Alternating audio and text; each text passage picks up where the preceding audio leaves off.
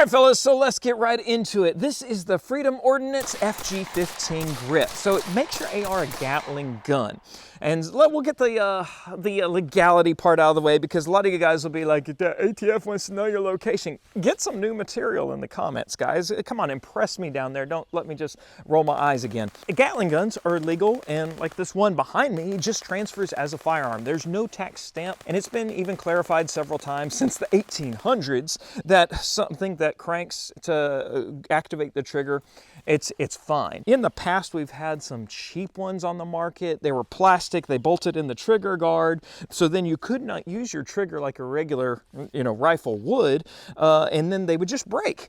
And so this one, though, it was ingeniously designed where this crank activates somewhat of a plunger up into the rear of the trigger bar and then activates our trigger. So every time we run the crank one full rotation, we'll fire 3 rounds.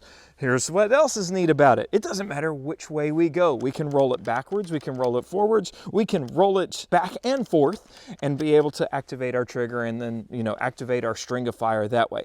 So it's pretty neat. We're gonna have some fun with it today and see what we can make it do. But first, this whole rifle setup was built around this grip. We took a 20-inch fluted Faxon barrel. We have a rifle speed adjustable gas system, the Talon muzzle brake, which we also have a complete other video on, and then we topped it off with this Burris RTX, which was from our sponsor over at Sportsman's Guide. This Burris scope is cool because you have a 1-2-6 power optic, but as well as a fast fire 3 on top of it.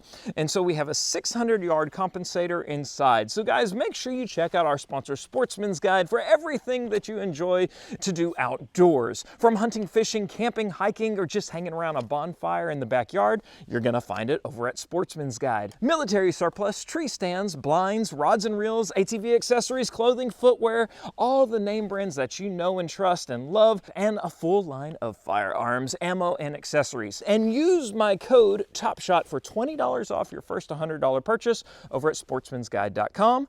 Now I know you want to see this thing shoot, and I'm itching to shoot it more, so let's shut up and shoot. Now I don't know if I'm going to go through this whole 60-round drum right now. I probably will. But Gun Mag Warehouse was nice enough to send that around, so we got that PMag.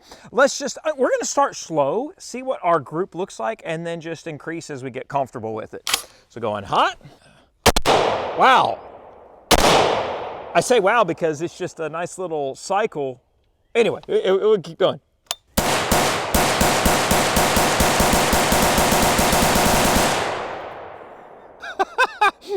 Okay, that group wasn't bad. So we're about 40-45 yards away.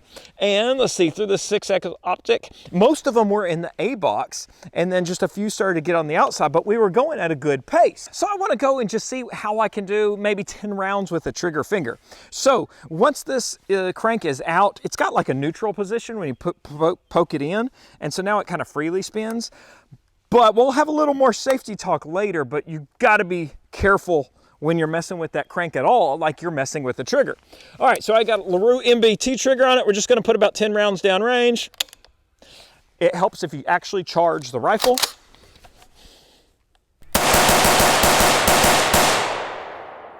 Okay, did you hear the irregularity there? 1, 2, 3, 4, 5, 6, 7, 8, 9, 10. Kind of like you're revving an engine. It doesn't sound as cool as when you can do a smooth crank. But when I deploy my grip, which I want to do while it's on safety, because we talked about that, we get a little bit of an engine run, but kind of cool. So let's see about engaging further targets with the crank. There is a 100-yard LaRue target. This looks stupid easy though. Oh yeah. There we go, 125. 170. Again. 170, there's a falling LaRue target. Missed that one.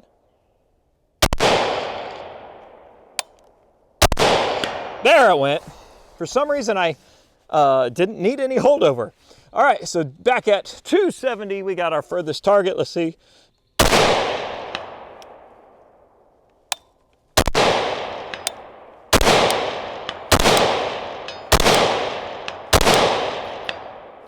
That's great, and the group's great too.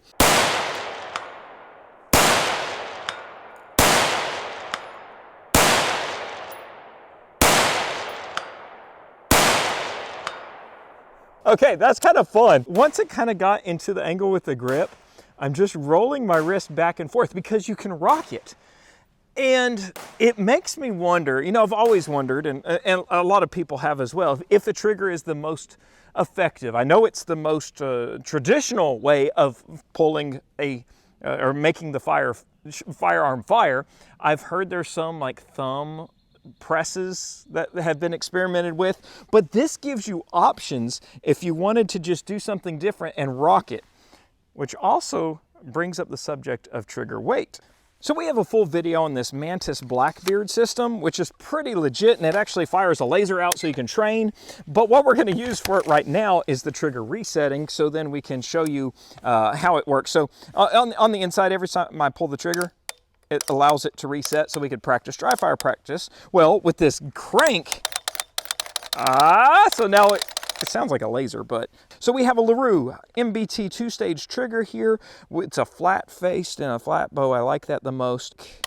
There it went, right at 3 pounds, 10 ounces. It jumped up to 12 right after I pressed it. Here's the neat thing, because of this grip and the angle, this crank, we have more leverage now, so it takes less force.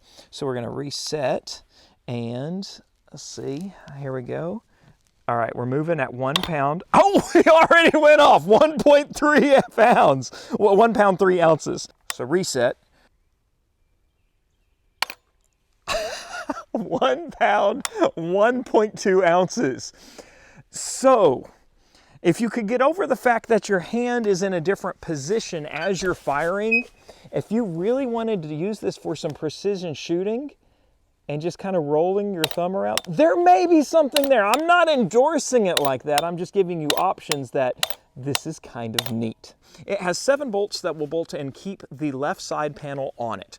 Now, from the look of it, you might think the entire thing's plastic just because it's all pretty, but no, only the grip panels itself is that injection molded polymer.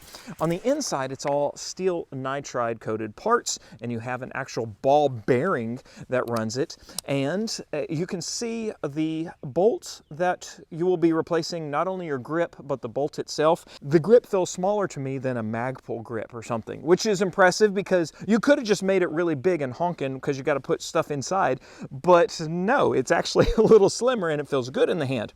All right, so when we push our crank out, that is what we're able to activate the cam on the inside, which will start activating this plunger, which will depress your trigger bar in the back. So it's a pretty ingenious design there, and then they also ship it with a set of shims. I believe it has 5 shims that you can easily put under this plunger.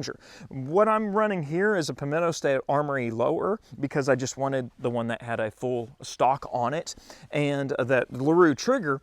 And on first initial install, it would only drop the hammer 2 out of 3 clicks. Interesting. So I just grabbed whatever looked like the smallest one. I think it was the black shim. I shoved it in there, and it's been running 100% since then. So it's pretty neat that they also have that figured out. And they even have, when you scan the QR code on the install instructions, it brings you to all the data that they have already assembled. If you're using this lower and this trigger, you might need this shim and start from there. But really, the troubleshooting was no big deal on that side either.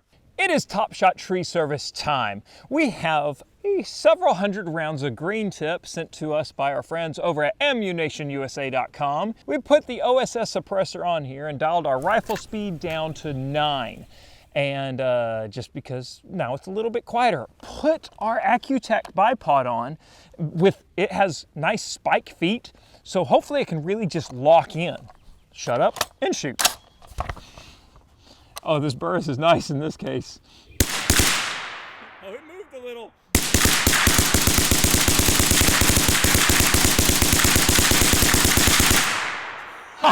That's great. This Faxon barrel can handle at least 30 more, right? Let's just go a nice little pace so I can rock back and forth.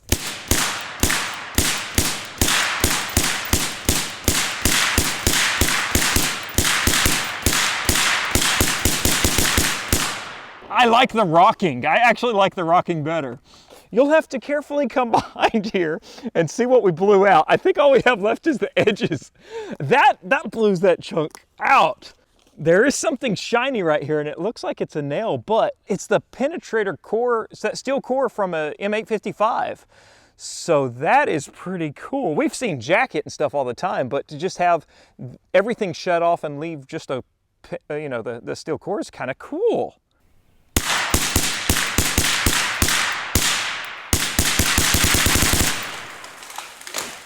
That was beautiful. That was awesome. It only took a few more rounds.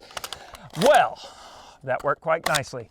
So, obvious perk from the FG15 is makeshift chainsaw. So that about wraps it up for our FG15, guys. I think it was really well designed. I love that now you can have a Gatling gun action out of your AR-15, and it's not like it's a bulky weirdness, and it's going to be strong, and the quality construction on the inside. My only concern is the end customer. Make sure you follow all the firearm safety rules all the time. Every gun's loaded. Keep it unloaded. Point it in the safe direction, because when you touch this, you are in fact touching the trigger. So be careful about that if you get it. If you want to get it, you go over to freedomordnance.com and you can learn more there. I sure had fun with it, especially in chainsaw mode, but I'm also wondering about hog hunting. And then I was really impressed with just that 1.5 pound trigger that we now have. So there could be some practical applications there. Leave a comment down below. What do you think about it? Are you going to get yourself one? Thanks for watching today, guys. Okay, I love you. Bye-bye.